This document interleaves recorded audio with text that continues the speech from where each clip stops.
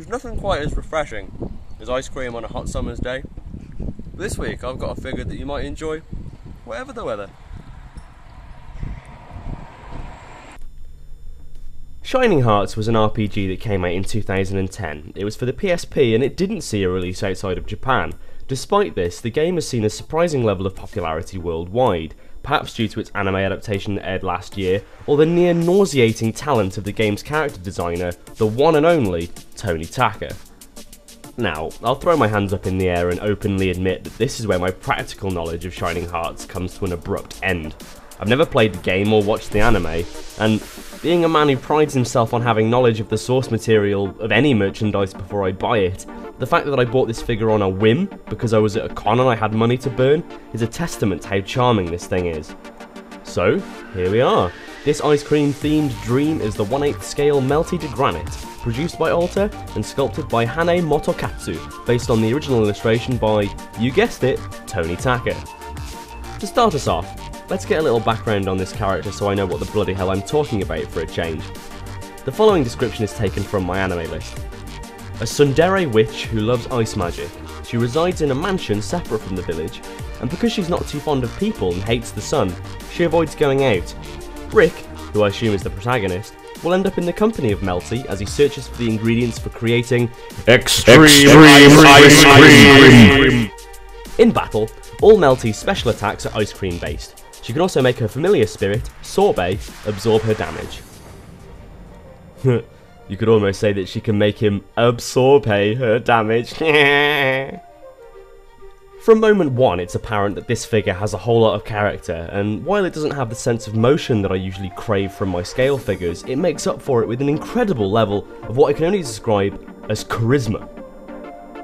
She certainly dresses like one would expect a young-looking witch to dress. It's got everything from frills to bows, a little cape, some wonderful-looking stockings and matching gloves, and, of course, the pièce de résistance, witch hat! Even looking at the way she's holding her ice cream with her pinky standing to attention like that tells you something about her. One does not use their little finger to eat frozen confectionery. Such decorum is that of a barbarian. By far the biggest charismatron of them all is her face. Just look at those massive, extremely detailed eyes, and the way she's poking her tongue out all cheeky like. Doesn't it just make you want to melt like an old Solero? These things all combine like a combining automaton of adorableness, so that the instant you look at her, you know everything that you need to know about her, and would be very hard pressed not to like her. Just look! Hey, wait a minute. Who's this pudgy little bat thing brandishing 2 ice lollies? You've already finished one, don't be so bloody greedy. Oh, this must be Sorbet the Absorbe. I don't really have much to say about this guy other than that he's a nice addition, but just look at his face. He's got some words written on his spent lollipop stick here as well. My ability to read Japanese is horrendous, but from what little research I've done, the only conclusion I can come to is that it says Atari. A bit weird considering that Shining Hearts is made by Sega. I was hoping for a joke. Unless it is! And this stick is a very sophisticated dig at Atari from Sega. You sly devils. Another thing that I really like about this figure is just how seamless the presentation is. The only thing that doesn't look like part of the display is this clear plastic cup thing which holds the giant ice cream that Melty sits on in place. How she's able to stay on there is completely mind-boggling to me. I mean, her arse must be frozen. What I'm really impressed by, though, is how Sorbet is attached by a spoon rather than a plain old clear plastic stick, which a lot of other figures would resort to in this situation. Presenting the figure in this manner gives it a seamless quality that is hard to match. It's just a bit disappointing that you have this weird cup thing at the bottom to hold it all up in the first place. I'm sure some sort of cheeky PVC doily action could have done much the same job. That being said, I doubt you're going to be focusing much of your attention down there anyway. And, if that wasn't enough to get you hot under the collar for this chilly witch, I have one more thing to say to you, sir. Magnetic Witch Hat!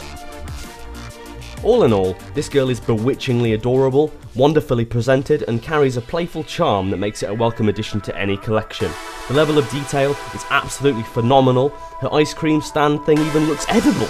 So, While I may have picked this up on a whim, I am so glad that I did. Just looking at her cheers me up a little, you know?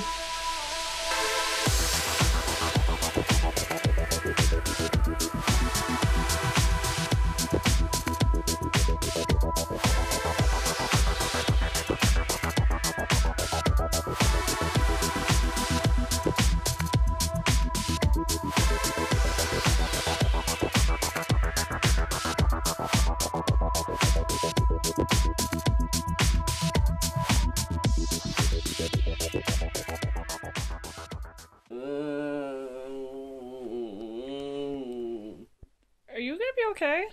I'm eating too much ice cream. I don't feel very well. I had a Magnum and a Twister and I had a Cornetto and a Calypso and then I had a Knobbly Bobbly and a Fab and oh, my stomach.